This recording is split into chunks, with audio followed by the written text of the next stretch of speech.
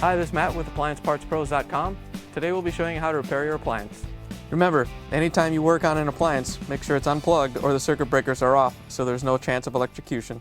In this video we're going to show you how to change out the Whirlpool refrigerator auger coupling. It's going to be a very easy repair and should only take a few minutes to show you how to do it. If you already have one of these, great. If not, you can click on the link below or get it at AppliancePartsPros.com. When you open up the package, you're going to get the new auger coupling. The main reason you'll be changing out the auger coupling is if it's damaged and it's not driving the dispenser assembly and dispensing the ice. In order to change out the part, we have to open up the freezer door and pull the ice bin out. Now that we have the ice bin out of the freezer, we can take out the screws that hold it together. There's 3 on the inside of the bin and 6 along the outer edge out here.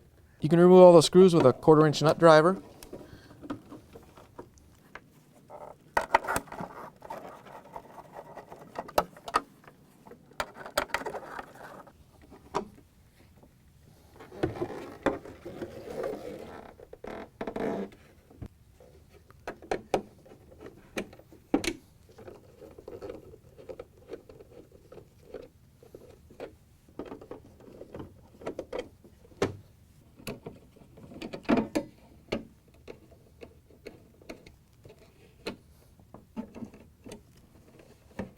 Once you have those screws out, we can remove this retaining screw that holds this actuator bar in so we can pull the ice bin apart.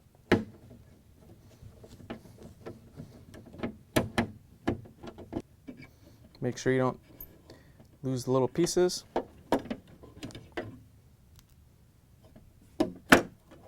Now that you have this retaining clip off, we can flip the ice bin over and change out the part. Now that we have all the screws out, we can kind of pull the bin back just a little bit from the auger section and lift up the auger so we can get the auger coupling off of it. Here's the old auger coupling next to the new auger coupling. If you already have one of these, great. If not, you can get it at AppliancePartsPros.com. To put the new auger coupling in, it's pretty straightforward. Same way that you took it out. You want to make sure that the hole lines up with this little tab and just set it into place, and then you can lower it back down into the ice bucket, making sure that it goes back against the ice bin. Now that we have the part installed, we can line up all the screw holes and put it back together. To make this a little bit easier to flip over so we can put the bar back on, I'm going to put these 2 screws in right here first, and these will hold the auger assembly to the crusher.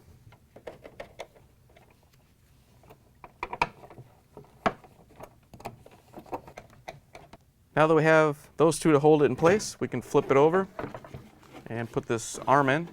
The arm is what opens and closes this flapper to go between crushed and cubed ice. So we just need to put that bracket on. All right, in order to get this little bracket back on, we have to make sure that the hole is on this side.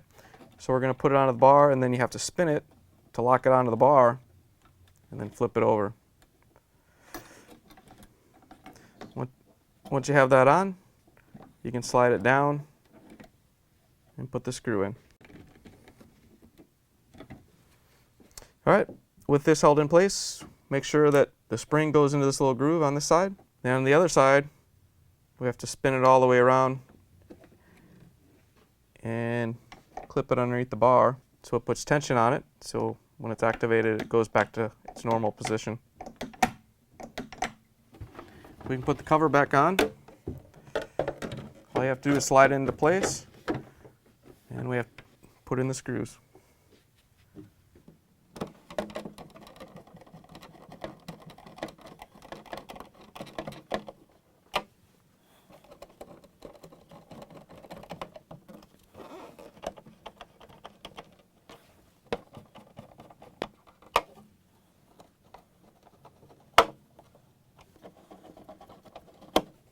And last but not least, we have the one inside the ice bin. All we have to do is put the bin back in, just set it on the rails and push it back into place, and then turn the ice maker back on. And then we can close the freezer door. Now that you're finished repairing your refrigerator, you can plug it back in, make sure it starts to cool off, and goes back to its normal temperature. Thanks for joining us for another successful repair brought to you by AppliancePartsPros.com. Check out our other repair videos on our site, Facebook, and YouTube.